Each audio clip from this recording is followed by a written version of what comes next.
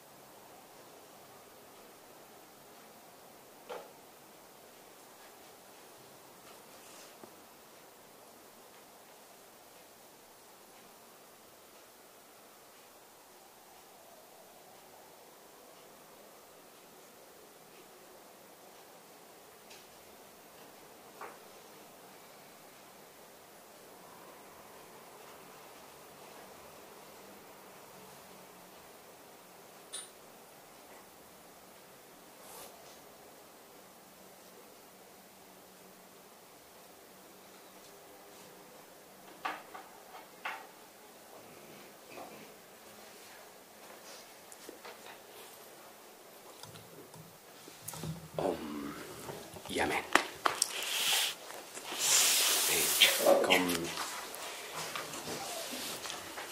Com el silenci té la capacitat de transformar l'espai, Bueno, sort que el silenci no ha estat interromput, però vull dir que realment el silenci transforma. Per uns moments estàvem a la profunditat del mateix lloc on continuem estant, d'altra banda. I agraïm doncs, la biblioteca del Centre Cívic que ens hagi deixat aquest espai i inspirat per les voltes gaudinianes que ens ritmen el nostre sostre. Vam dir, de fet, ja el primer dia que qualsevol de les portes dona al mateix lloc, qualsevol de les frases que agaféssim ens portaria al mateix espai o no espai, però bueno, doncs, com també en part són més arts lineals, almenys en l'estat ordinari de la nostra consciència, doncs a través de diferents temes anem intentant veure Arunachala des de les diferents perspectives. I avui prendrem sobretot dos temes. Un és la diferència i complementarietat entre el camí Bhakta i el camí Jnana, ara en parlarem, i després del lloc del cor, que és una paraula important, un aspecte important dins de l'experiència de Ramana i de la manera d'indicar aquest lloc. Evidentment que no és un no lloc, però que també ara veurem en quin sentit podem parlar del cor, del lloc del cor. Amb això és diferent d'altres autors, pocs en parlarien. En els Upanishads sí surt la cova del cor. Recordeu textos més petit que el gra d'ordi, més petit que la llavor de mostassa, més petit que la llavor del blat. Així l'Atman roman en la cova del cor, i tanmateix més gran que els universos, més grans que les galàxies, contenim aquesta profunditat en la seva petitesa, que al mateix temps és la immensitat. Bé, doncs el lloc, entre cometes, de la ubicació d'aquesta llavor divina, si podem parlar en aquests termes, ell ho situarà en el cor, i això és el que veurem en la segona part d'avui. Però començarem, abans d'entrar o d'aproximar-nos a aquest cor, de com arribar-hi, no? Per dir-ho així. I llavors, en la tradició hindú, els que mínimament, penso que la majoria dels que estem aquí estem mínimament familiaritzats, sobretot en el Bhagavad Gita, que és un dels llibres fonamentals, diguem-ne, de l'hinduisme, i del qual ell mateix, en Ramana, es referia contínuament, hi ha aquesta, diguem-ne, síntesi dels tres camins clàssics que porten a la realització, que és el camí bhàctic, que és el de la devoció, o el camí de l'amor, el camí jnana, que és el camí del coneixement, i després hi ha un tercer camí, del qual ell quasi no en parla, però que hi és també, que és el camí de l'acció, el camí del karma. Karma marga, jnana marga i bhakti marga. Són els tres camins. En el Bhagavad Gita, per això és un text tan popular, perquè potser dels grans clàssics és el que amb més claredat i més generositat, m'atreviria a dir, considera els tres camins com possibles per arribar a la realització, cosa que fàcilment les diferents escoles tendeixen a decantar-se per una i que acaben al final absolutitzant-la, negant les altres, i aleshores és quan comencem nosaltres mateixos a posar-nos obstacles allà on no hi ha cap obstacle, perquè al final aquest camí està a tot arreu, i a més al final ja ni de camí parlem, perquè de fet no és un camí, és un llindar, que s'obre a l'instant mateix que l'atravesses. I el que és que per expressar el llindar, doncs potser també, diguem-ne, el llindar té la idea més de la instantanietat, i en canvi el camí té més la idea del procés, del recorregut. I com experimentem les dues coses, doncs també és natural que la paraula marga, camí, sigui aplicada al procés de realització pel camí devocional, el camí del coneixement o el camí de l'acció. Podríem dir, molt simplificadament, que en Gandhi és aquell que es va realitzar a través del camí de l'acció, del karma marga, l'acció política, l'acció social, l'acció, a través del compromís del seu moment, del seu temps, amb la seva... I allà és com ell va entrar, o va assolir la realització. Un yogui, per dir-ho així, el tenim més identificat sobretot amb el camí del jnana marga, del coneixement, de l'autoconsciència, que és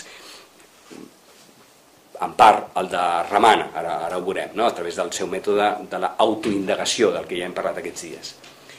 Però abans la gran pregunta és, i la devoció? On hi ha el camí de l'amor, que potser seria el camí més popular, el camí de la religiositat popular, que és el camí de l'entrega, el camí... Ai, sí, perdó, disculpa, perdona. Sí. El camino de la devoción es el camino del amor, que es el camino del yo-tú, del tú-yo, de la relación, que es el camino, digamos decir, de la piedad popular, de la expresión religiosa ordinaria, que es la más fácil de identificar a Dios como un tú, Dios en sus diferentes manifestaciones religiosas de todas las tradiciones, que en el hinduismo también es absolutamente prófugo y generoso, en el sentido de que hay tantas manifestaciones divinas como situaciones sociales o situaciones existenciales o estados psicológicos, y se llega a decir, se habla de los 3.000, no son dioses, son manifestaciones de lo divino, hindúes, las 3.000 divinidades, pero incluso se llega a hablar de 3 millones de divinidades, pero que no son divinidades, sino, insisto, son manifestaciones de lo divino que en una fase muy, digamos, primitiva de la experiencia religiosa se perciben como exteriores a mí, Y entonces esta exterioridad, que no deja de ser una anticipación o una fulguración de la propia profundidad, en la medida que está puesta fuera de mí e incluso está representado en forma de una imagen pictórica o escultórica o o asociada a una montaña, a un río, a lo que fuere, parece que facilita, digamos, la relacionalidad, porque al fin y al cabo los humanos empezamos nuestra existencia a través de la experiencia yo-tú, digamos, ¿no? Es natural que traslademos a lo divino la experiencia humana de la relacionalidad. Entonces, este camino afectivo relacional es el que se llama el Bhakti Marga, camino de la devoción, el camino también a veces se llama camino del amor. En contraposición, algunos, y en complementariedad, según otros, y lo bello de Ramana es que nunca contrapone, sino siempre lo abre y lo deja abierto al camino del conocimiento, de la autoconciencia. Cuando hablamos de conocimiento deberíamos mejor hablar de la autoconciencia, que parecería como más sublime, o más destilado, o más avanzado, y dice, no hay más avanzado ni menos avanzado. Todo lleva a donde ha de llevar, si lo sabes tomar, digamos, ¿no? Y eso es lo que, en donde él se muestra tan, digamos así, generoso, sería una forma de expresarlo. Bueno, pues vamos a ver cómo responde a estas preguntas que se le hace, de cuál es el método, una vez más, ¿no? Cómo llegar a ese estado de realización, que es la gran cuestión de los que iban a escucharle o iban a dejarse impregnar de su aura. Pregunta.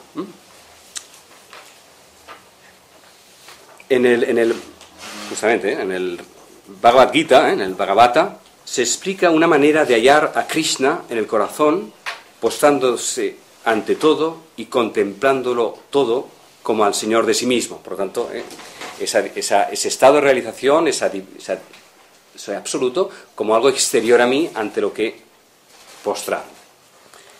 ¿Es verdaderamente esta la senda que conduce a la realización del sí mismo? ¿No es más fácil adorar así al Señor, al Bhagavan, en todo aquello que la mente encuentra, que buscar lo supramental mediante la indagación mental de ¿quién soy yo? Esa es la pregunta. ¿El camino Bhakta o el camino Jnana? ¿Qué es lo que me va a llevar a esa realización, a esa experiencia? Entonces, está claro que la pregunta está hecha desde el camino devocional, y entonces él le responde, sí. Si es más fácil para ti, sí. Cuando ves a Dios en todo, ¿piensas en Dios o no? Ciertamente debes pensar en Dios para ver a Dios en todo lo que te rodea. Mantener presente a Dios en la mente es dhyana, significa meditación, un estado de la meditación, meditación. Y dhyana es la etapa que precede a la realización del sí mismo. Jamás puede darse aparte del sí mismo, y dhyana debe precederla. Cuando practiques la meditación centrándote en Dios o en el sí mismo, carece de importancia, porque el objetivo es el mismo. Está igualando radicalmente las dos vías. Sea como exterioridad, Dios, sea como interioridad, el yo mismo, las dos cosas piden la totalidad de la entrega, es la palabra que voy a utilizar, ¿no? La totalidad, si queréis, de la atención, pero que en palabras bhácticas la atención es una palabra más cognitiva, y en cambio la palabra entrega es una palabra más devocional, más amorotiva, digamos, ¿no? O amorante o amorosa, como, en fin, la palabra, el derivado adjetivo que desprenda de ahí. La atención es más de la mente, la entrega es más del corazón. Por lo tanto está, repito, igualando los dos caminos como posibilidad de acceso al mismo lugar. Por ningún medio puedes escapar del sí mismo. ¿Quieres ver a Dios en todo, pero no en ti mismo? Y entonces ahí le dice, eso que buscas fuera de ti, que sería el camino bháctico, ¿no es al mismo tiempo lo que miras fuera, no es al mismo tiempo lo que está en ti? Entonces, ¿por qué lo separas, no? Puedes empezar por donde quieras, pero al final vamos a acabar en el mismo sitio. Aunque, es verdad, como los puntos de partida son diferentes, pues también es natural que el recorrido pueda ser diverso. Porque lo importante es saber de dónde comenzamos, y ahí está la sabiduría también de conocer aquello que a mí me ayuda para avanzar, pero al mismo tiempo saber que si lo recorremos en profundidad vamos a ir a un único y mismo lugar, ¿no? Si todo es Dios, ¿no estás tú incluido en ese todo? Si tú mismo eres Dios, ¿te maravilla que todo sea Dios? Este es el método que se aconseja en el Sri Bhagavata y que otros también aconsejan. Pero incluso para esta práctica debe estar el veedor o el pensador. Es decir, siempre hay un punto de partida que es el que va a realizar, ¿no? ese camino, ¿no? Esa indagación. Y la pregunta es, ¿quién es ese que comienza a mirar? Va a siempre preguntar, ¿quién eres tú? ¿No? El punto de partida va a ser siempre uno mismo. Bueno, pero eso no lo sabe responder a la pregunta, entonces el que es preguntado no es capaz de responder a esa pregunta, que es demasiado concisa y clara para que sea capaz de recoger, y se va al tema que ha dejado pendiente antes, ¿no? La pregunta que el Bhakta le pregunta es, ¿cómo ver a Dios si todo lo presenta? Vuelve a haber una idea separada, ¿no? Si veo algo es porque algo está ante mí y yo no estoy en ello, sino solo lo veo en cuanto que objeto sujeto, ¿no? ¿Cómo ver a Dios? Se vuelve otra vez atrás, ¿no? A la separación, que todo lo penetra. Entonces él responde, ver a Dios es ser Dios. Es decir, no se trata de ver, se trata de ser. Y cuando lo somos, entonces lo vemos en todo, lo vemos desde todo, porque hay una única realidad de la que es vista y de la que todo es visto, ¿no? Desde donde todo es visto. Aparte de Dios no hay todo que Él pueda penetrar. No hay un todo y Dios, ¿no? Dios es ese todo. Entonces, ¿cómo vamos a separar Dios del todo si es una y misma cosa? Solo Él es. Esto es muy interesante porque para el lenguaje nuestro, dual, el lenguaje, digamos, fundamentalmente la teología ordinaria cristiana, ahora estoy hablando, se ha hecho desde la dualidad de alguna forma, al menos desde la dualidad, o sea, desde el dúo, desde el dos, ¿no? No del dúo, no me refiero ahora al dualismo, me refiero simplemente al punto de partida de dos, ¿no? Si profundizamos en lo que se dice, solo Él es, ¿no? Podríamos decir, con todo el ateísmo contemporáneo, Dios no existe. Porque si Dios existiera, sería un objeto más de nuestro pensamiento, o un objeto más separado del mundo, que entonces no sería Dios. Dios no existe. Dios es, que es muy diferente.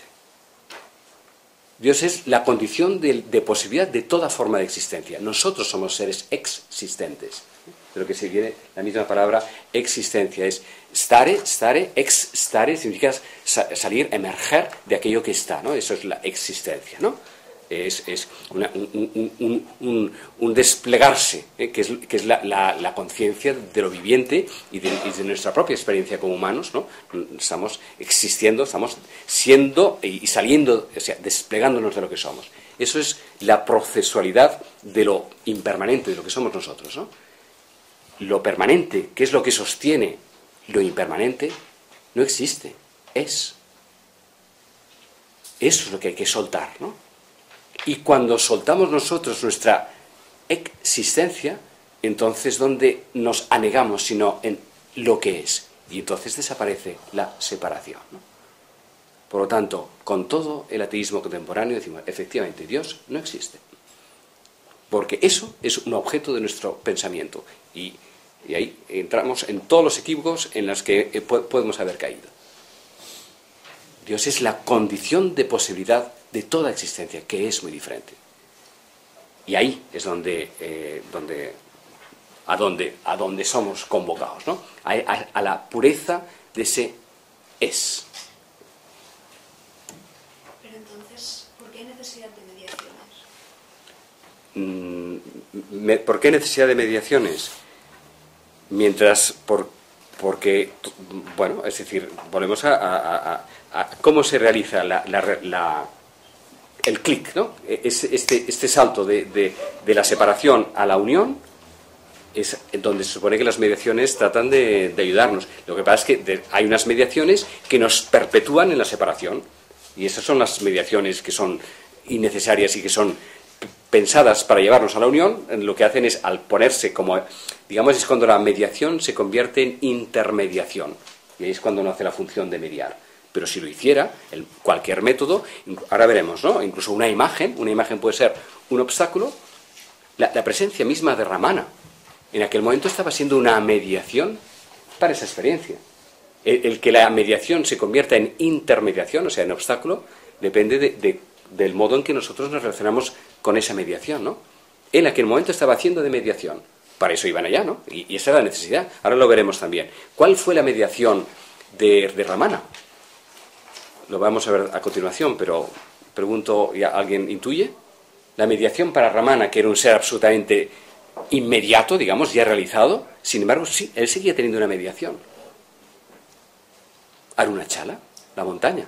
Él había ido allí y había permanecido ahí, y digamos que sin Arunachala, para decirlo así, para decirlo de alguna manera, se debilitaba, ¿eh? Si no hubiera partido, hubiera podido partir, y no partió, ¿no? Porque él, o sea, seguimos siendo también seres mediados, ¿no? Seguimos teniendo un cuerpo, seguimos teniendo una edad. Eso, de nuevo, es la paradoja siempre de la no dualidad, ¿no? El ser es, y somos en el ser, pero eso no borra la concretud de cada una de nuestra particularidad, ¿no? Pero esa particularidad sin estar separada de ese fondo. Cuando lo separamos es cuando la mediación se convierte en un obstáculo, pero si no la separáramos, bien, él estaba en Arunachala. Veremos unos textos ahora a continuación sobre cómo él, con un lenguaje bellísimo, se refiere a la montaña, ¿no? Pero antes de ello, bueno, o ya que estamos en ello, como al final, aquí el orden de los factores no altera el producto, pues ya que ha aparecido Arunachala, vamos a la página 16. Y veremos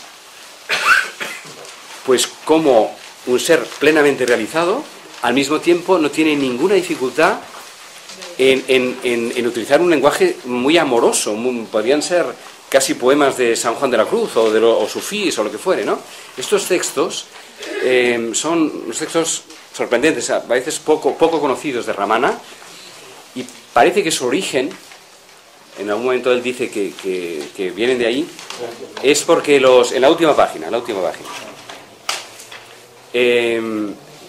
cuando, como él no estaba en la montaña, en una de las cuevas, y habían los discípulos que estaban ahí, que estaban todas las horas que podían, bueno, tenía que comer de algo, ¿no? Pues bajaban abajo a la ciudad, bueno, al pueblo, a Tirumalaray, a pedir comida, ¿no? Y entonces, ahí habían otros sadhus, otros ermitaños en la montaña, recordáis que dijimos, ¿no? Que era un lugar muy habitado, ¿no? Y pues, bueno, también habían otros que pedían, entonces había incluso, perdonad, pero había una cierta competitividad entre ellos, hasta el punto, que al principio, hasta un sadhu llegó a querer envenenar al pobre Ramana, porque le quitaba todos sus admiradores, así de rudimentarios somos, ¿no? Y por tanto ellos también, porque participan de la misma condición rudimentaria de los humanos.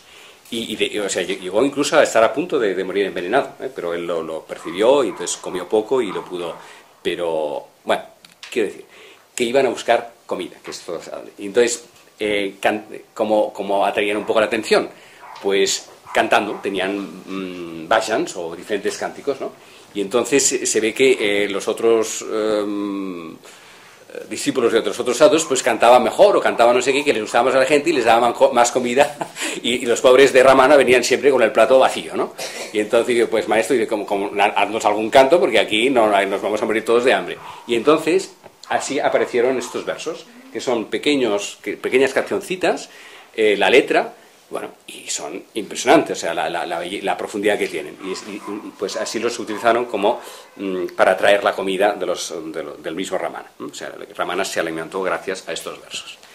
Bueno, pues, pero si brotaron es porque también lo tenía dentro, le dio la oportunidad de expresar algo que es muy bello como él habla a esa silenciosa y majestuosa montaña que es Arunachala, propiamente, no es Arunachala, sino Arunachala.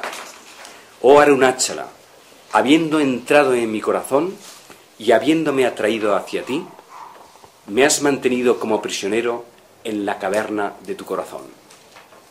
Qué bello. La caverna de tu corazón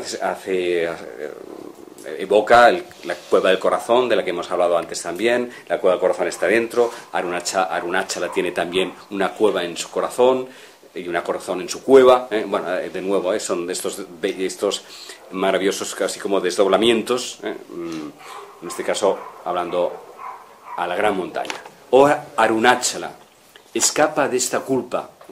Pues le está culpando a ella, dice, porque ahora veréis, ¿no? O sea, me has llamado y me estás dejando solo, ¿no? No me consumas en el amor, ¿no? Me estás como, bueno, en toda la poesía mística, ¿no? Esta atracción y separación.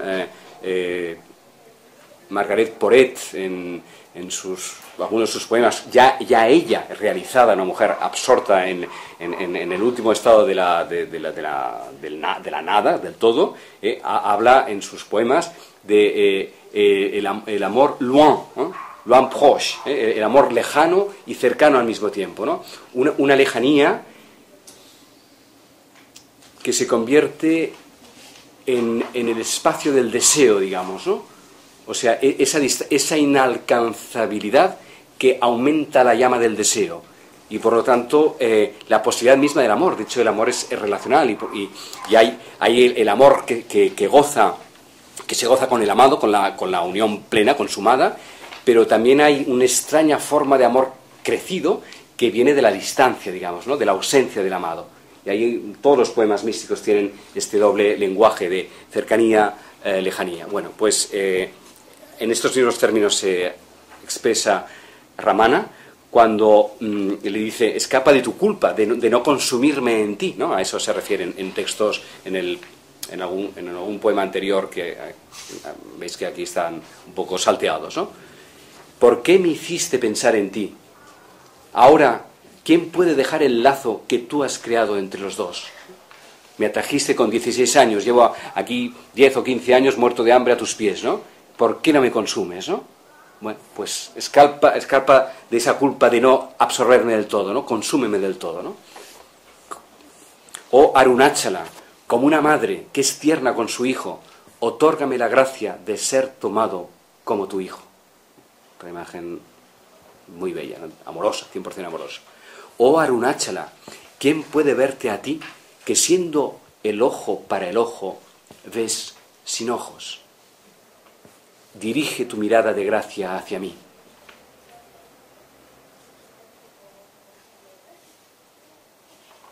Oh Arunachala, como un imán atrae el hierro, úneme a ti y no dejes que jamás me aparte de ti. Oh Arunachala, diciendo sin decir, sé sin habla, tú permaneciste en quietud. Ramana estuvo 10 años en silencio, y él sintió que se le pedía ser silenciado. O sea, él mismo quedó silenciado, quedó absorto en el ser, ¿no? En el ser de la cual Arunachala es la metáfora de piedra, digamos, ¿no? De esa majestad, de esa permanencia del ser, de aquello que lo que es. Tú permaneciste en quietud, ¿no? La esbeltez, esa solidez de la montaña siempre presente, ¿no? Oh Arunachala, si no te unes conmigo, mi cuerpo se fundirá en agua por el fuego abrasador de mi deseo y me ahogaré en un río de lágrimas. Oh Arunachala, tú dijiste, dando la vuelta, mira diariamente el yo con el ojo interno. Entonces me conocerás.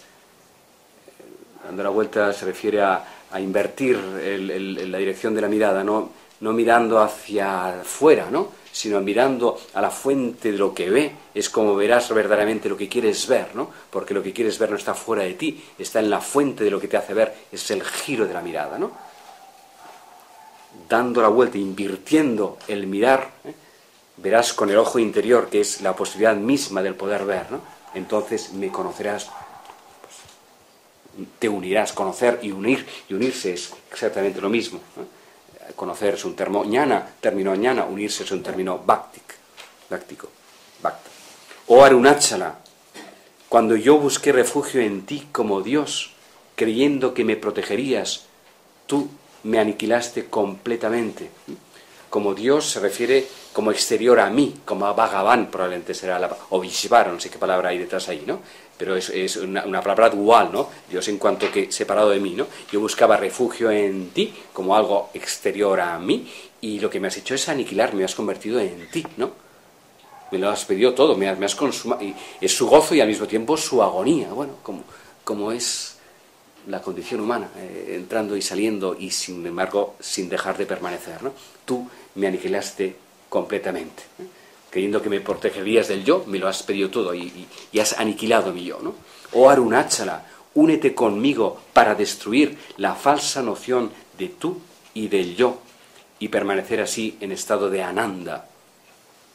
Oh Arunachala, tomándome como tu blanco y soltando la flecha de tu gracia, tú me devoraste junto con mi respiración. Extraordinario, ¿no? Tú me devoraste junto con mi respiración, ¿no? Es decir, me absorbiste en ti, ¿no? Ser devorado es, me hiciste tuyo, quedé absorbido en ti, ¿no? A través del Atman, o del prana, en fin, del acto mismo de respirar como la vía meditativa, como una de las vías meditativas, ¿no? Bueno, pues este Ramana, es un Ramana totalmente báctico, totalmente, ¿no? Y uno no se lo esperaría, ¿eh? Bueno, pues por eso es un referente, porque es una de las cosas muy bellas del ashram de Ramana, ¿no? Ramana Ashram, es que van todo tipo de gente, desde el más, digamos, sofisticado yogi, para decirlo así, hasta la gente más sencilla del pueblo, que al salir del campo o volver, pues pasa por de la tumba y se hace varias postraciones y se llena de lágrimas y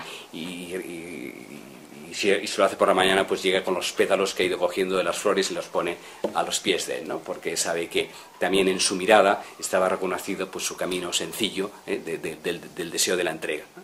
Y, pues tanto los grandes como los pequeños, en el rostro y en la acogida de Ramana, encontraban esas fulguraciones de lo único, por lo que merece la pena existir.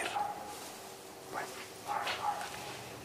Entonces, justamente, ¿no? Volviendo ahora un poco atrás, a la página 11, la primera,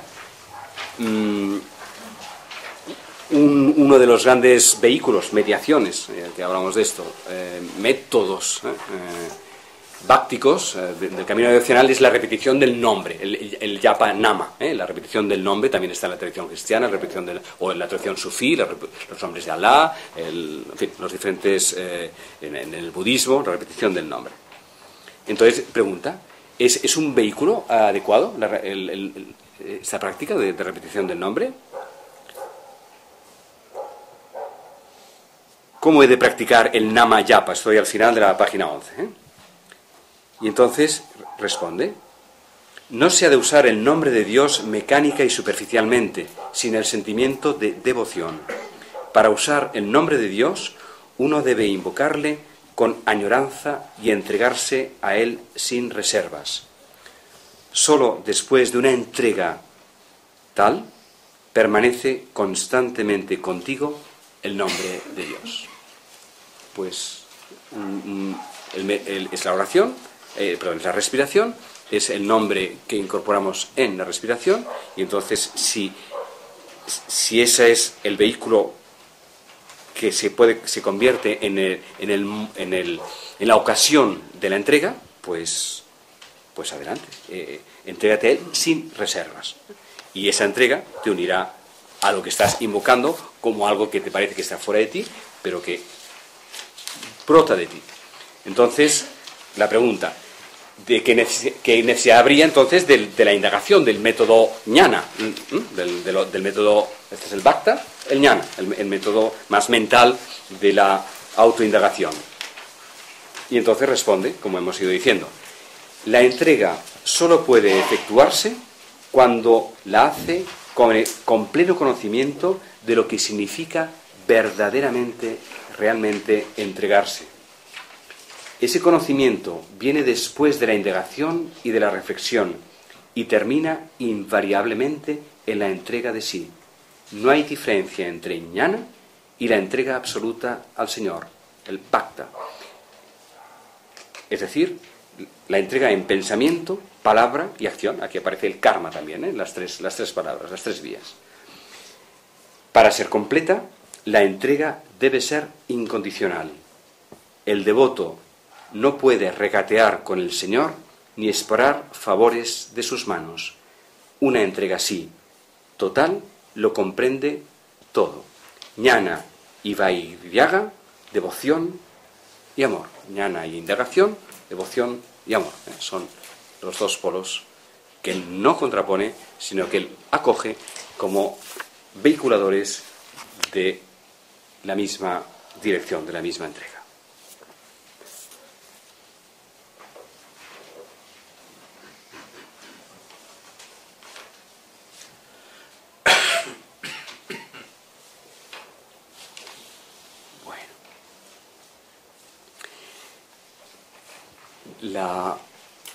En otros, siempre recordad que él responde también a cada persona, nunca responde en abstracto, siempre responde no solo a la pregunta, sino a quien hace la pregunta, porque eso es inseparable, nunca responde haciendo abstracción, siempre está refiriéndose y percibiendo de dónde sale la pregunta, ¿no? En otros diálogos que se tiene aquí, que están recogidos en las colecciones que tenéis, en lugar de ser más, digamos así, para decirlo así, condescendiente, con las dos vías, si cree que la persona que está haciendo la pregunta desde el Bhakta puede avanzar más, le detiene y dice, ¿quién es el que está pronunciando el nombre de Shiva o sea, ¿quién es el que repite el Yapanama? ¿Quién es el que está dejando que surja en sí la invocación? Y dice, en lugar de quedarse con la palabra, de quedarse con la invocación, vaya a la pregunta de dónde sale esa palabra. ¿Quién es el yo que hay detrás del movimiento mismo del Yapanama? Y deténgase ahí, no se vaya a la palabra que vuelve a ser algo exterior a usted y que lo desdobla, digamos, ¿no? En lugar de irse a la palabra, entréguese al origen y a la fuente de donde brota ese sonido, esa invocación, y permanezca ahí, no deje que salga, permanezca ahí, vaya más adentro, y entonces desaparecerá sola la palabra, porque la palabra es la invocación de la experiencia de la separación, ¿no? Cuando ya se está ahí, ¿qué palabra voy a pronunciar? ¿Qué nombre voy a invocar? Si ya estoy sumergido en el nombre y sumergido en la presencia, ¿no? Pues es como en otras ocasiones respondía, en lugar de hablar de las dos vías, decía, no hablemos ni de una ni de la otra, simplemente deténgase y vaya hacia atrás, vaya al origen. Y allí, entréguese. Y ahí está todo, ¿no? Y no salgamos de ahí, ¿no? No nos movamos de ahí.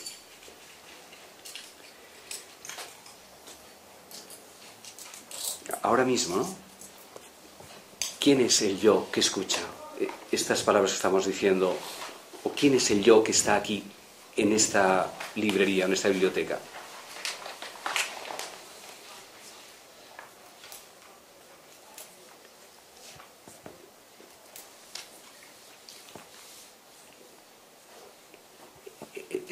La raíz de ese yo es mucho más que yo. La raíz de ese yo, que ahora me permite estar aquí, es el mismo yo que está en cada uno de nosotros. Es el mismo yo que da consistencia a estas estructuras arquitectónicas. ¿Por qué salir de ahí? ¿Por qué no detenernos e ir a la raíz de donde está brotando el ahora? ¿Y por qué no nos soltamos a eso? Y no habría nada más que decir, ¿no?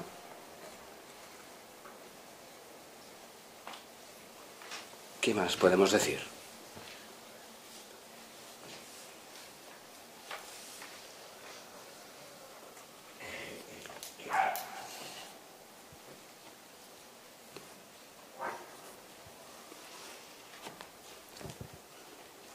Vamos a decir algo más.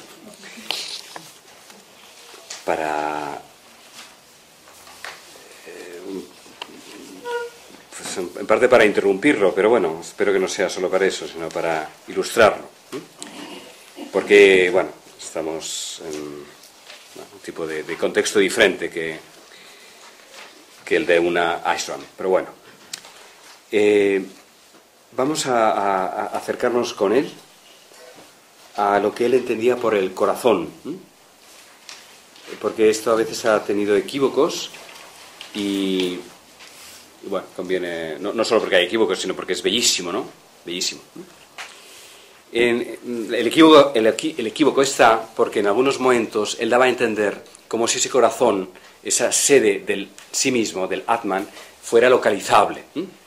Y entonces él se le achacaba, también Arthur Osborne y otros seguidores hicieron mucho, que fue uno de los primeros textos que se conocieron en Occidente de Ramana, de que él hablaba de que ese corazón sede del Atman no es el corazón físico a la izquierda más o menos de nuestro cuerpo, sino él lo situaba aquí, a esta altura, a 2 centímetros del centro a la derecha, no a la izquierda sino a la derecha. Bueno, y él en algún momento lo proponía como un método meditativo, igual que está el Japa Nama, la repetición del nombre. En algún momento decía, fíjese, céntrese en ese lugar del corazón, aquí, y entonces vaya, o sea, como facilitar físicamente un punto de atención que permitiera el adentramiento hacia adentro, ¿no? Hablaba de esto. Pero eso había creado equívocos, porque entonces parecía que estuviera hablando de un punto físico. Entonces los que conocían el yoga Kundalini le preguntaban, ahí no hay ningún chakra, los chakras están en el otro lado, y entonces se liaban todos con los chakras y dicen, no, estoy hablando de esto, estoy hablando de... Porque el chakra no es un nivel diferente de lo que está hablando, ¿no? El chakra deja de ser una objetivización, y bueno, igual que hay un cuerpo físico, pues hablamos de un cuerpo etérico o lo que fuere, pero vuelve a ser un objeto, no está en la raíz de lo que está hablando. Cuando él hablaba del corazón, no estaba hablando al mismo nivel que de un chakra. Entonces, esto lo digo porque en el diálogo va a aparecer alguna de estas perplejidades o confusión que él trata de clarificar para que veamos después al final de a qué se está refiriendo cuando habla del corazón. Bueno, le preguntan, Sir Bhagavan, se refieren a usted, a Ramana, ¿no? Habla del corazón como el asiento de la conciencia y como idéntico al sí mismo. ¿Qué significa exactamente el corazón? Respuesta. La cuestión del corazón se plantea porque a ti te interesa la búsqueda de la fuente de la conciencia. Para toda mente que piense en profundidad, la indagación acerca del yo y de su naturaleza tiene una fascinación irresistible. Por cualquier nombre que se le llame, Dios, el sí mismo, el corazón o el asiento de la conciencia, es todo lo mismo. Lo único que hay que entender es que corazón significa el núcleo mismo del propio ser, el centro sin el cual nada existe. Bueno, es muy bello, es un término muy bello. Entonces, confusión. Pero Sir Bhagavan ha especificado un lugar determinado del cuerpo físico para el corazón, en el pecho, a 2 dedos hacia la derecha en la línea media. Y entonces, no, o sea, sí, pero no. O sea, a ver cómo responde. Sí, de acuerdo, con el testimonio de los sabios, ese es el centro de la experiencia espiritual. Ese centro del corazón espiritual es completamente diferente del órgano muscular destinado a propulsar la sangre, la cual se conoce con el mismo nombre. El centro del corazón espiritual no es un órgano del cuerpo. Lo único que puedes decir del corazón es que es el núcleo mismo de tu ser, aquello a lo que realmente eres idéntico, como significa realmente la palabra sánscrita corazón. Ya sea que estés despierto, durmiendo o soñando, que estés entregado al trabajo o inmerso en el samadhi. El corazón, el núcleo del ser. Pregunta, en ese caso, ¿cómo es posible localizarlo en ninguna parte del cuerpo? Fijar un lugar para el corazón implicaría establecer limitaciones fisiológicas a aquello que está más allá del espacio y del tiempo. Se está poniendo nervioso el que pregunta, ¿no? Estoy hablando de una profundidad mayor y ahora me está diciendo que es localizable. ¿Qué pasa, no? Bueno. Entonces, nos saltamos el primer párrafo y seguimos por la mitad. Dice: a decir verdad, la conciencia pura es indivisible, es sin partes. No tiene forma, ni figura, ni dentro, ni fuera. Para ella no hay derecha ni izquierda. Por lo tanto, está claro que es absurdo hablar de los dos dedos a la derecha del corazón. Estamos hablando de otra cosa. Y sin embargo, podemos seguir hablando de eso por lo que vendrá después. La conciencia pura, que es el corazón, lo incluye todo. Y nada está fuera de ella ni aparte de ella. Esa es la verdad última. Hasta aquí estamos de acuerdo. Ahora bien, si esto es desde el punto de vista del absoluto, el cuerpo en sí mismo es una mera proyección de la mente. Me he saltado 3 líneas, pero estoy en el mismo sitio. Y la mente no es más que un pálido reflejo del radiante corazón. ¿Cómo es posible que eso, Dios, lo absoluto, lo infinito, el ser, en lo que todo está contenido, se vea a su vez confinado como una partícula dentro del cuerpo físico que apenas si es una manifestación fenoménica infinitesimal de la realidad única? Es exactamente la misma cita que hemos dicho antes de la Upanishad, ¿no? Más pequeño que un grano de mijo, más pequeño que un grano de trigo, ahí está el Atman en la profundidad de la caverna del corazón. Y sin embargo, más grande que los universos, más grandes que las galaxias, es ese Atman que está dentro de tu corazón. Lo divino no es solo no estar contenido por lo más grande, sino al mismo tiempo dejarse contener en lo más pequeño. Eso es lo divino. O dicho de otra manera, Dios es una circunferencia infinita cuyo centro está en todas partes y la esfera en ninguna. No lo he dicho exactamente. Dios es una esfera infinita cuyo centro está en todas partes y la circunferencia en ninguna. A eso se refiere cuando habla del corazón, ¿no? Ese centro incircunscribible y al mismo tiempo densificado y profundizado en todo su ser en la profundidad de aquello que llamamos nuestro centro. Y ahí está el lugar del corazón. Pero eso es algo que la gente no entiende. No pueden dejar de pensar en función del cuerpo físico y del mundo. Y ahora hace un ejemplo precioso que está en muchos otros diálogos. Dice así, por ejemplo, tú dices: he llegado a este ashram tras un largo camino desde mi país, que está más allá de los Himalayas. Pero eso no es verdad. ¿Dónde hay algo que sea ir o venir, o en cualquier otro movimiento, para ese espíritu único y que todo lo penetra del que tú eres en realidad? Tú estás donde siempre has estado. Es tu cuerpo lo que se movió o fue transportado de un lugar a otro hasta que el cuerpo, llegó a este ashram, ¿no? El espíritu no se ha movido de ningún sitio porque está en todos los sitios. Es el receptáculo de ese ser del que nosotros somos su vehículo, el que se ha desplazado, pero no nos hemos movido en ningún momento de aquel que no se mueve porque está en todas partes y no hay ningún sitio donde no esté, ¿no? Tal es la sencilla verdad, pero a una persona que se considera un sujeto que vive en un mundo objetivo se le aparece como algo totalmente visionario o alucinatorio en este caso, ¿no? Se entiende qué quiere decir eso aquí por visionario. Cuando se desciende al nivel de la comprensión ordinaria es cuando se asigna al corazón un lugar en el cuerpo físico. Empezamos por ahí. y como en algún lugar lo hemos igual que nos ubicamos corporalmente, pues también nos puede ayudar a ubicarlo dentro del cuerpo, eso que no tiene lugar y que sin embargo, empezando por ese lugar físico, nos puede ayudar a encontrarlo de alguna manera. ¿Sí?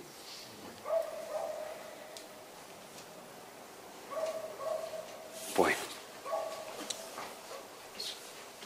Recuerda un poco al simbolismo de la herida también, o de la brecha.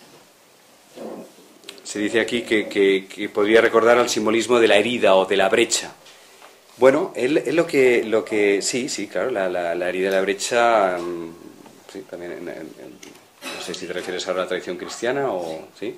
Sí, pues sí, efectivamente, está ahí, está situado. El problema del Sagrado Corazón de Jesús, digamos, es que solo se ha quedado en el plano devocional, pero para algunas personas ha sido un vehículo místico, y a través del Sagrado Corazón han ido al corazón de lo que Jesús es, que es el cuerpo, es el ser crístico o el Cristo cósmico. Por tanto, de nuevo, ahí hay una mediación que si se queda a nivel devocional se queda en algo muy rudimentario, pero que si como símbolo se penetra hasta donde surgió, pues entonces tiene la cualidad de ser, en lugar de un obstáculo, puede ser una mediación, como todas las mediaciones religiosas. Y desde la experiencia no dual tiene todavía lugar o razón de ser el lenguaje religioso. Yo creo que ese es un gran debate. Bueno, no sé si en parte es un debate, en parte es una opción, en parte es una posibilidad. Es decir, bueno, está todo abierto, ¿no? Pero es una de las grandes cuestiones, es esa, ¿no? Una posible sensibilidad, es decir, hemos saturado tanto el lenguaje religioso que se ha convertido solo en un obstáculo. Entonces hay que hacer barbecho del lenguaje religioso o despejar todo el lenguaje religioso porque está demasiado saturado de sí mismo, dirán unos. Otros dirán, pues no, ¿por qué no? ¿Por qué no puede seguir siendo mediación? Si se entiende bien lo que entonces faltarán son mistagogos, ¿no? De la no dualidad, ¿no? O sea, ámbitos o situaciones o personas o métodos que nos ayuden a que ese lenguaje, a ese disponible del legado de las tradiciones religiosas, de cada una de ellas, nos ayude a comprender a dónde apuntan y a no dejarnos en el camino, ¿no? Bueno, eso es un gran debate que está sobre la mesa, ¿no? Y sobre eso pues hay aquí mismo en esta sala pues diferentes opciones, sensibilidades, diferentes momentos también, ¿no? Momentos en que cierto lenguaje nos ha saturado e intoxicado y nos lo hemos tenido que sacar de encima, y a lo mejor a distancia, a posterior, desde otro ángulo, hemos descubierto que a lo mejor no estaba tan lejos de lo que nos querían decir si lo hubiéramos interpretado bien. Bueno, esos son temas que están abiertos y que, bueno, cada cual pues seguro que tiene más o menos su cierta opinión, ¿no? Bueno, pero eso tiene que ver, sí, tiene que ver muchísimo con lo que estamos hablando. Es decir, y bueno, esto está aquí, este corazón está situado aquí, pues si somos tan necios de quedarnos aquí, pues aquí ya no progresamos mucho más, ¿no? Si entendemos que eso es una mediación visual y tangible del umbral de un camino que lleva mucho más adentro, vamos a ver cómo lo dice él. Como estoy en la página 14, la mitad de la columna izquierda. Como durante la experiencia incorpórea del corazón como conciencia pura, el sabio no se percata para nada del cuerpo, para localizar esa experiencia absoluta dentro de los límites del cuerpo, recurre a una especie de recuerdo de lo sentido que evoca cuando tiene de nuevo percatación del cuerpo. Qué bello esto, ¿no? Es decir, en la experiencia de samadhi, en la experiencia de plena absorción, cuando se está en ese estado hay una pérdida de conciencia yoica o pérdida incluso corporal, sin embargo queda como un rescoldo, un fuego interior que cuando desciende la intensidad del samadhi, el que ha tenido la experiencia, si en algún lugar pudiera localizar esa experiencia, diría aquí, ¿no? Diría aquí, pero bueno, es igual. Bueno, pues ahí queda la cosa, ¿no? Y no tiene más que eso, ¿no? Como la reminiscencia localizable en el cuerpo físico de donde a lo mejor se produce pero al fin y al cabo él habla de su experiencia, ¿no? Y eso es una experiencia que es compartida por muchos, pero tampoco va a absolutizar eso, porque ahora veréis qué dice, ¿no? Bueno, entonces el pobre que pregunta, para los hombres como yo, que no tenemos ni la experiencia directa del corazón, ni el recuerdo consiguiente, o sea, ni la experiencia, ni lo que ha pasado, porque no ha pasado nada, entonces no recordamos dónde ha sucedido esa experiencia, parece una cuestión un tanto difícil de entender. Es posible que en lo que respecta a la posición del corazón debamos quedar librados a un cierto tipo de conjetura. Y dice, bueno, pues tal vez esté ahí, pero eso a mí no me resuelve gran cosa. Respuesta suya. Si la determinación de la posición del corazón, incluso en el caso del que no tiene la experiencia, luego se refiere a eso, ¿no? Incluso de la persona que no ha tenido la experiencia, ha de quedar librada a la opinión, a la conjetura, dice, eso entonces no es algo que merezca mucho hablarse. Dice, bueno, es una cuestión de opiniones, no perdamos el tiempo hablando de si está en el corazón o si en el dedo del pie izquierdo, digamos, eso no tiene ningún interés, ¿no? Pero él dice, no es simplemente una conjetura, no es solo una opinión, dice, es como una especie de intuición infalible, ¿eh? El corazón no es cualquier órgano, ¿no? Incluso hoy en día se está descubriendo que hasta parece que tiene unas neuronas y parece ser que es un pequeño... Bueno, eso no quiero adentrarme en un terreno delicado, pero Annie Marquier y hay toda una serie de investigadores que están hablando de que el corazón no es solamente un órgano fisiológico, sino que tienes, bueno, que habría un circulito neuronal también ahí, y bueno, sea lo que fuere, el corazón no cabe duda que no es cualquier cosa en el cuerpo, ¿no? Pregunta, ¿para quién es la intuición? Y el otro, Ramana, para todos. Pregunta, ¿Bhagavan me atribuye un conocimiento intuitivo del corazón? Y entonces él responde maravillosamente, no, del corazón no te otorgo ningún conocimiento intuitivo, porque parece que... Pero de la posición del corazón con relación a tu identidad, sí que te otorgo ese conocimiento intuitivo. Y pregunta, ¿quién eres tú? ¿O dónde está el corazón? Cuando decimos, ¿quién soy yo? Hacemos así, ¿no? Cuando preguntan, ¿alguien quiere? Decimos, bueno, ¿a dónde estamos? No estamos señalando. Bueno, cuando decimos señalamos aquí, estamos diciendo que pensamos, ¿no? Cuando decimos yo, no señalamos nuestro pie, ¿no? No señalamos nuestro brazo, señalamos aquí, ¿no? Y dice, pues este es el conocimiento intuitivo. Nuestra fuente de identidad, de alguna manera, cuando yo, decimos aquí. Y vamos directamente al corazón, ¿no? Bueno, pues eso dice, ese es el signo de que hay algo común en todos, que hace que cuando busquemos un poco el centro de nuestra identidad corporal, para decirlo así, pues vamos aquí, ¿no? Aquí, ¿no? Bueno, pues a eso es a lo que él se remite, ¿no? A esa intuición que todos tenemos de que hay algo aquí que tiene mucho que ver con la profundidad de lo que somos, ¿no? Bueno, hay algo sagrado aquí, ¿no? Decimos así. Bueno. Entonces... El alma, ¿no? Bueno, el alma, la sede del alma, no el alma. El alma se distingue del cuerpo, ¿no? Y entonces ahí hay una dualidad. No es tanto la sede del alma. ¿Sería la puerta del alma? La puerta del alma, la sede del alma, el cofre del alma, la cueva del corazón donde está el alma, el santuario del alma, la séptima morada de Santa Teresa... Todas las metáforas que se han desplegado en las diferentes corrientes místicas para hablar de esa interioridad, digamos, a través de una imagen corpórea, pero que tiene que ver también los 7 chakras, ¿no? En los 3 de arriba y los 3 de abajo conectan en el corazón. Es decir, en el árbol de la Cábala, pues también a la altura del corazón, del medio, se encuentran los 3 de arriba con los 3 de abajo. En fin, es decir, es un punto de anclaje entre lo de superior y lo inferior, digamos, ¿no? Es ahí donde más o menos, en diferentes simbologías, apuntan a ese lugar de intersección, ¿no? y de profundidad, ¿no? Y justamente, ¿no? Pregunta, ¿no? Bhagavan dice que intuitivamente yo conozco la posición del corazón en mi cuerpo, y entonces, ¿por qué no? Dice, ¿es a mí personalmente? ¿A qué se refiere Bhagavan? ¿A mí? Y él dice, sí, ¿no ves cómo te estás señalando? ¿Estás diciendo a mí? ¿Estás señalando aquí? Esa es la intuición, le dice. Justamente te acabas de señalar en el lugar correcto. ¿No acabas de referirte a ti mismo en este instante con ese ademán? ¿No pusiste el dedo en el lado derecho de tu pecho? Ese es exactamente el lugar del corazón. Bueno. Y acabamos con... No acabamos del todo, pero acabamos esta página al final de todo, porque otra persona, no creo que sea la misma, me parece que es otra, le dice, pero he oído decir a un santo que él siente su experiencia espiritual precisamente en el entrecejo. O sea, ahora le cambia la geografía de la cosa, ¿no? Que es verdad, que es otro punto importante, ¿no? El tercer ojo es un punto que también, digamos, podríamos decir que aquí sería más jnana, y el corazón es más bhaktic, hasta cierto punto. Entonces, respuesta suya.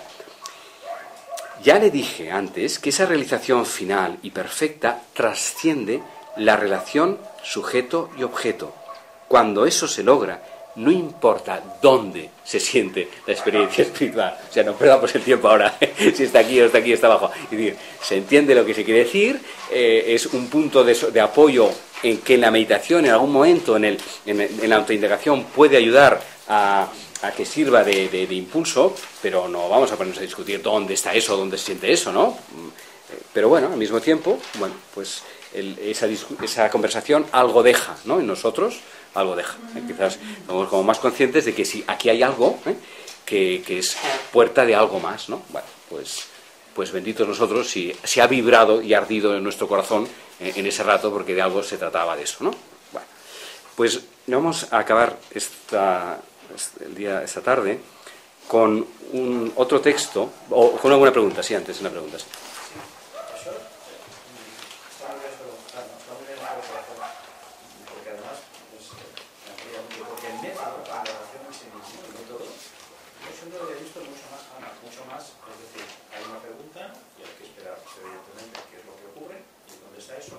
Pero siempre no lo había visto desde esta...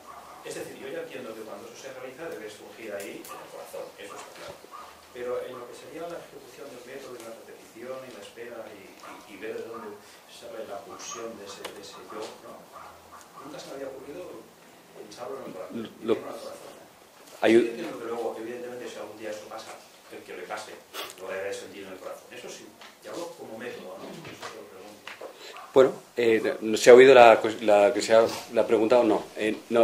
Que le resultaba interesante esta localización, entre comillas, ¿no? Del lugar del corazón, porque le parecía que si no, que el método de la autoindagación, de la pregunta del quién soy yo, puede ser como muy mental o muy abstracto, y en cambio que el hacerlo desde el corazón le da un punto, digamos, como de anclaje o de calidez, que lo hace menos susceptible de convertirse en algo mental, ¿no? Más mental. El gran peligro del método de Ramana, de la autoindagación, es que sea la mente la que se pregunte qué es la mente. Y entonces eso no lleva a ningún sitio. Lleva al desasosiego y a la frustración absoluta.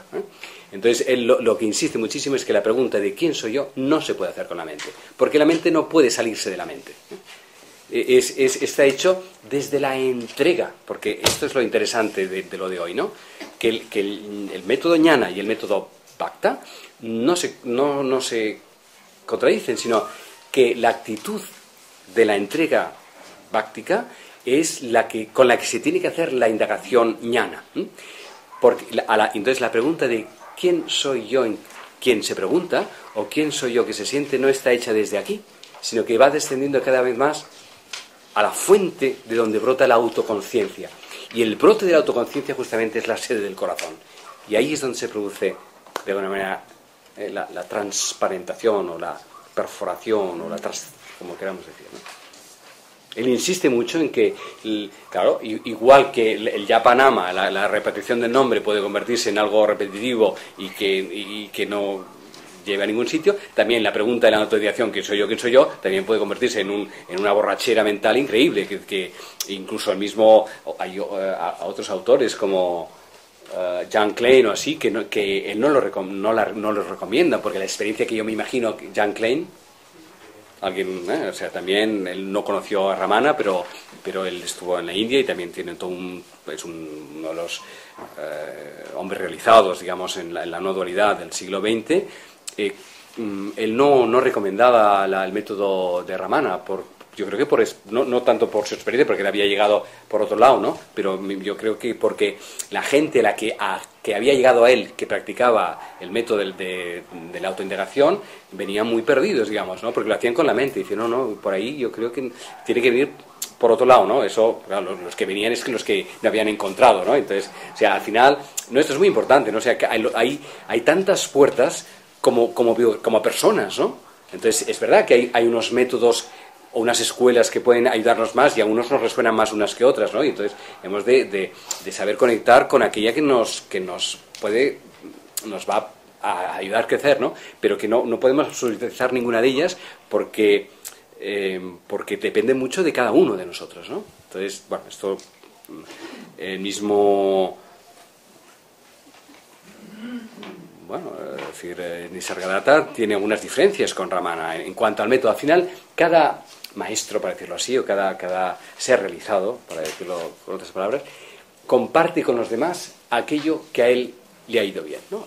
Su experiencia es la que se convierte en un método. Entonces, la experiencia de Ramana fue cuando a los 16 años él se siente morir y entonces brota de él, no desde la mente, sino desde la totalidad de su ser, ¿quién soy yo? Que no muere cuando muere el cuerpo. Esa pregunta que está hecha con la totalidad de su existencia que le desprende del cuerpo es lo que él luego convierte en un método porque es lo que a él le ha ido bien. Bueno, él no hubiera querido hablar, pero como le preguntaban tanto, al final, bueno, pues miren ustedes, yo le explico lo que me... Pero en algunos momentos es muy lúcido decir, cuidado, no te equivoques, y en otros momentos lo da tanto por supuesto que a veces el método de indagación no es fácil de Ramana. Y desde luego cuando se hace con la mente es un camino totalmente cerrado, ¿eh? Cuando la pregunta sale de una llamada que se presiente, estaríamos mal. Exacto. Efectivamente, o sea, porque la llamada tiene otra calidez, ¿no? Viene de otro lugar y llamamos llamada, también es una metáfora, ¿no? Esa llamada, ¿de qué profundidad viene para que le llamemos llamada, ¿no?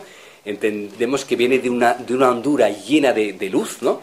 que nos atrae, que nos imanta, y entonces es seguir esa imantación que nos hace salir de nuestra mente-cuerpo hacia el origen de esa llamada. Y entonces para eso necesitamos un método, porque nos necesitamos sostener en el camino de esa llamada, y entonces ahí es donde el método, cuando entra con la llamada, entonces sí que se convierte en camino para mí, ¿no? Pero si no hay esa llamada, entonces se convierte solo en un puro propósito, ¿no? Y entonces ahí nos vamos a quedar seguro atrapados, ¿no? Bueno, vamos a... Sí. Perdona, esto no he entendido mucho. ¿Quién soy yo que no muero con el cuerpo? ¿Qué pasó a los 16 años? ¿Eso no estuvo el primer día? Sí, no lo expliqué. Bueno, eso es su experiencia fundamental. O sea, sí, o sea, él sin ningún tipo de práctica de sadhana previo, era un chico joven, él se encontró, era un chico normal además, no se explica nada particular, no es que fuera una persona muy perfectamente devota o entregada, no, una persona, pues, un chico normal, sí, no solo no realizada, sino que tampoco iba en busca de algo particular, ¿no? Un chico normal. Lo que él explica es que se sintió de repente muy mal, subió al piso de arriba donde tenía su camastro, sintió que la muerte le tomaba, pero no tuvo miedo, eso es interesante, ¿eh? Ni se escapó a que alguien le ayudara, no, él sintió que era algo para él, ¿eh? Y que tenía que asumir eso. Entonces él siente como su cuerpo se va muriendo, entonces lo expresa como una especie de marea, de marea negra o algo así, no utiliza esta expresión, pero creo que no es del todo inadecuada, que la muerte le va tomando por los pies, por las piernas, por el estómago, y a medida que la muerte lo va tomando, él se da cuenta de que yo no soy mis pies, yo no soy mis piernas, yo no soy... trasciende su conciencia corporal. Entonces su cuerpo queda, durante un tiempo debió quedar probablemente muerto, él trascendió su cuerpo. No es un desdoblamiento astral, no es de esta categoría, porque entonces ahí todavía hay una conciencia del yo, ¿eh? Porque el cuerpo astral todavía es un yo, que eso no es un estado último de realización, ni mucho menos, simplemente es una fenomenología posible, ¿eh? Pero él entiende que su ser lo percibe a aquel momento inseparable del único ser que hace que todo sea, incluso su cuerpo, vivo o muerto. Y eso se produce sin que muera. Entonces él, de alguna manera, se regresa, entre comillas, pero sin jamás regresar. Queda para siempre en la esfera del ser, conviviendo con su cuerpo. Y eso es su testimonio, eso es lo que lo hace un poco único, digamos, ¿no? Porque desde siempre está en los dos planos a la vez. Entonces, lo que a él le ayudó a tomar conciencia de eso fue ¿quién soy yo? El yo que es consciente de que está muriendo no es el yo corporal, porque el yo corporal y mental ha muerto. Y sin embargo hay otro yo en mí que es testigo de eso, que es eterno, permanente. Esa pregunta de quién yo soy, hecha a costa de su vida y de su muerte, es la que le llevó a la realización, ¿no? O desde donde fue llevado a la realización. Solo así se podría practicar el quién yo soy, ¿no? ¿Quién soy yo, no? ¿De dónde broto yo? ¿De dónde brota mi conciencia de mí a cada instante?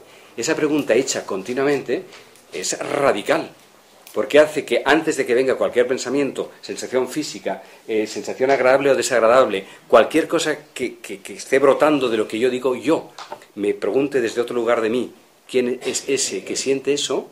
No lo que siente, sino quién es el que lo siente, ¿eh? Porque la observación no está hecha sobre lo que estoy sintiendo, sino sobre quién está sintiendo lo que se está sintiendo. Y eso que se está sintiendo es mucho más que yo. La anterioridad originante que hace que yo pueda estar incluso preguntándome quién soy yo, eso es eso, él, o como le llamemos, ¿no? Bueno, pues desde esa experiencia, desde ese, entre comillas, lugar del corazón, que sería un modo amable y cariñoso de hablar de eso inefable, pues esa referencia al corazón, vamos a leer algunos versículos de un texto que explicaré el próximo día haremos bibliografía, que es Guru Vachaka Kovai, que es las enseñanzas del maestro, son palabras tamil, que son las enseñanzas del maestro, y es un texto escrito por un discípulo suyo en poema, en rima en el original, en tamil, ¿no? Que es un texto largo de unas 400 páginas, y aunque no es de Ramana, propiamente porque él no lo escribió un discípulo suyo, pero se atribuye a Ramana porque él lo leyó muchas veces, lo corrigió y lo aceptó como decir, bueno, me encuentro reconocido en lo que en estos versos está vertido, ¿eh? Entonces es una de las obras indirectas de Ramana. Bueno, pues he recogido de diferentes números que no he puesto, debería haber puesto, no he puesto, pero que vamos a leer así. El indescriptible lugar, el indescriptible corazón es el espejo en el que el universo entero aparece. Solo la conciencia única, el espacio de mero ser, es lo primordial y supremo, el silente pleno.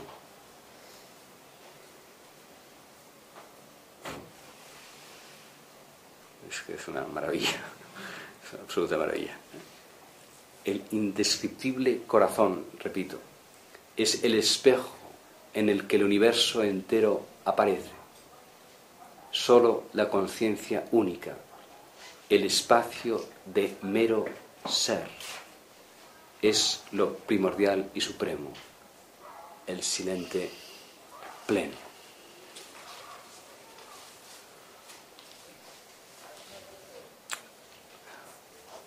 O sea, el corazón como un espacio que posibilita lo que es, ¿no? Como un espejo que recoge el reflejo de lo infinito, pero que en el espejito pues recibe una ráfaga de ese rayo, ¿no? Pues eso es lo que es nuestro corazón, ¿no? Ni más ni menos. Un espacio de manifestación del silente pleno.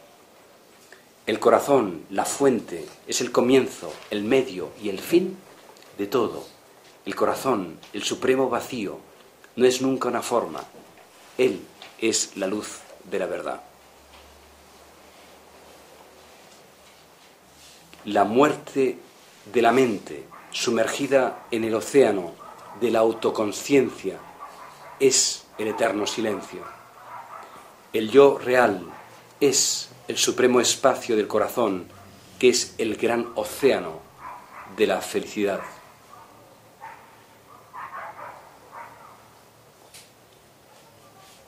Tu mente no puede conocer al ser, que es la perfecta experiencia indivisa y el uno sin segundo. Solo el corazón, libre del pensamiento y que es el ser mismo. Qué bello, ¿no? No cae en la trampa de decir que es el lugar del ser, no, es el ser mismo, ¿no? Y al mismo tiempo es un lugar, pero participando del ser, ¿no? Es el ser en cuanto que lugar, ¿no? Es el ser en cuanto que espejo, es el ser en cuanto que espejo, en cuanto que reflejo, ¿no? Pero es el ser. ¿Cómo no va a ser el ser? Pero la mente está exiliada de eso, ¿no? La mente no accede a un lugar tan puro. Por eso hay que descalzarse, ¿no? Lo que hizo Moisés en la zarza ardiente, ¿no? Que es de nuevo una imagen exterior de la misma experiencia interior, ¿no? Esa zarza no estaba afuera, ¿no? Esa zarza estaba adentro, ¿no? La cima del Sinaí está en cada uno de nosotros, ¿eh? Si cogemos ahora otras tradiciones religiosas. El que conoce ese corazón nunca será arruinado. Habiendo perdido el sentido de la esclavitud, él deviene lo supremo. Es libre de los pensamientos de dualidad y solo él goza, sin engaño, de la felicidad.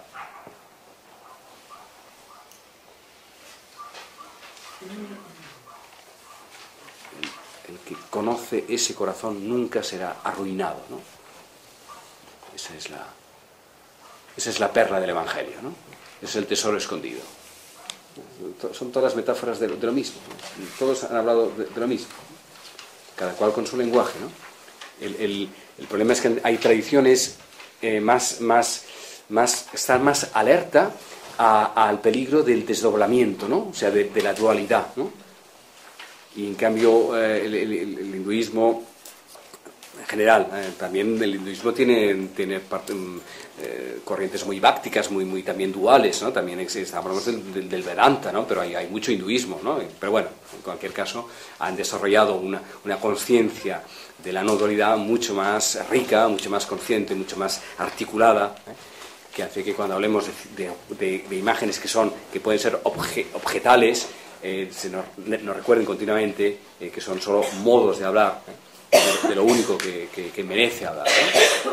Y de lo único que cuando se habla en profundidad, pues al final nos lleva a ese silente pleno, ¿no? A ese silencio preñado de presencia, ¿no? Bueno, pues yo creo que...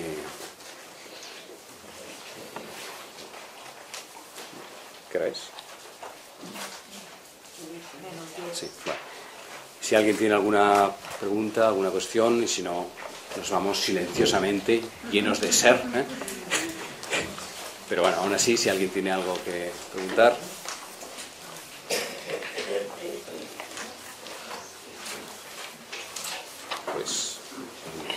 Pues hasta el próximo día, de nuevo en...